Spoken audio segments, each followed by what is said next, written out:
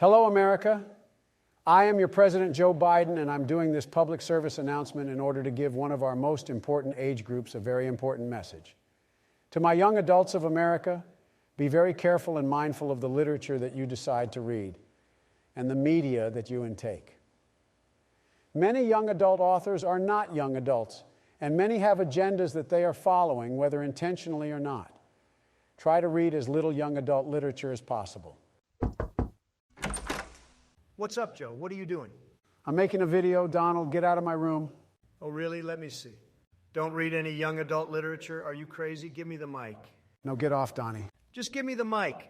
Forget what Sleepy Joe just told you. It's okay that young adult literature is written by actual adults. Even if they have certain agendas they are following, lots of young adult literature is still incredibly good and incredibly important. Young adult literature can give you tools to deal with real-life issues and teach you how to use those tools to become a functioning adult. Young adult literature can expose you to topics you may not be used to, but that you need to understand how to deal with. Topics like poverty, racism, death, and sexual assault.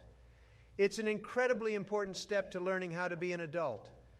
Authors like Ashley Perez purposefully write about these uncomfortable topics in order to give young adults the tools they need to deal with these incredibly real topics. Are you crazy, Donald?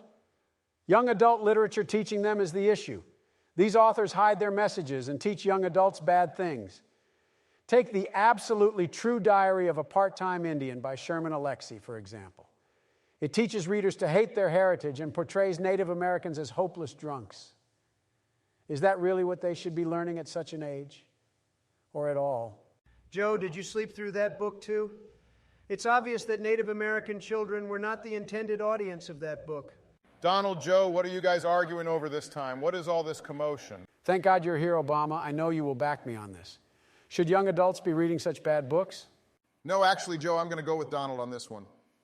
Just because it has a bad message to Native Americans doesn't mean that they shouldn't read it. One of the skills young adults need to learn is critical thinking and perspective taking. Recognizing that the book has some very racist perspectives is exactly what young adults should get from it, which is exactly why they should read it rather than just ignore it entirely. Oh, so even if some of these books have agendas to them, young adults should still read them to learn how to determine the imagined audience from the actual audience and try to find what the author wanted them to get out of the book, rather than just take it all in at face value. Now you are getting it, Joe. Just make sure to tell them to think critically about the author's message as well. As young adults, it's their job to be critical of everything. You can still learn some very important life lessons in recognizing a bad author's message. Now you are starting to sound awake, Sleepy Joe.